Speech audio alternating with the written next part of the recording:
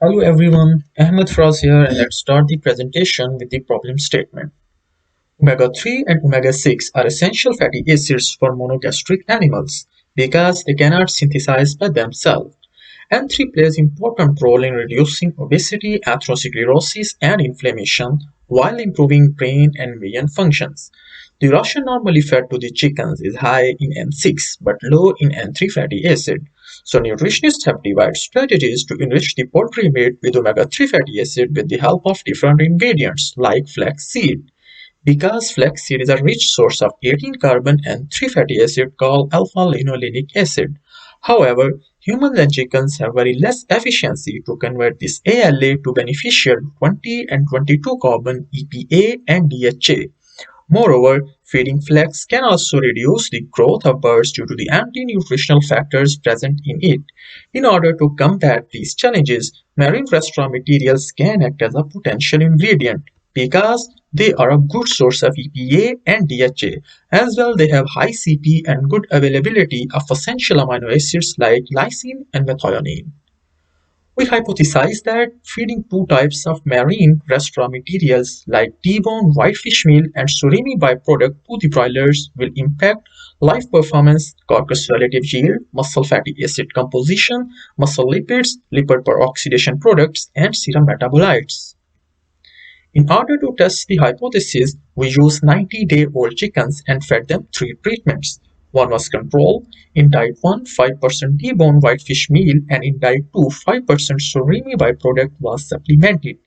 Each of the treatment was further divided into 6 replications. During the trial, body weight gain and FCR was calculated at these days. At the end of trials, samples were collected to perform lab analysis. After getting data, effect of marine byproducts and their type was assessed by performing one-way ANOVA. Now let's discuss the results. Effect on life performance. At day 21, diet 1 and diet 2 chickens were having higher body weight compared to the control. But at day 42, diet 1 was having higher body weight compared to the control, but it was not different from diet 2. And at the end of trial, FCR was lowest in case of diet 2.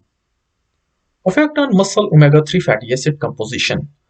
Our both testing diets has increased the total and long-chain N3 fatty acid composition compared to the control in both breast and thigh muscles. However, highest concentration of total and long-chain N3 fatty acid was observed in case of diet 2 in both muscles. We observed no effect of dietary treatments on the moisture and cholesterol content in both breast and thigh muscles. But diet 1 and diet 2 has decreased the crude fat compared to the control for thigh. There was no effect of dietary treatments on liver, gizzard, heart, fat pad, thigh, and breast muscles relative weight values. There was decrease in calcium by diet 2 but increase in phosphorus compared to the other treatments. But other blood parameters like glucose, total protein, creatinine kinase, AST, and triglycerides were not affected. Effect on muscle T-bar. Testing diets has decreased the T-bar values relative to control in breast muscle, but T-bar values were not affected by dietary treatments for thigh.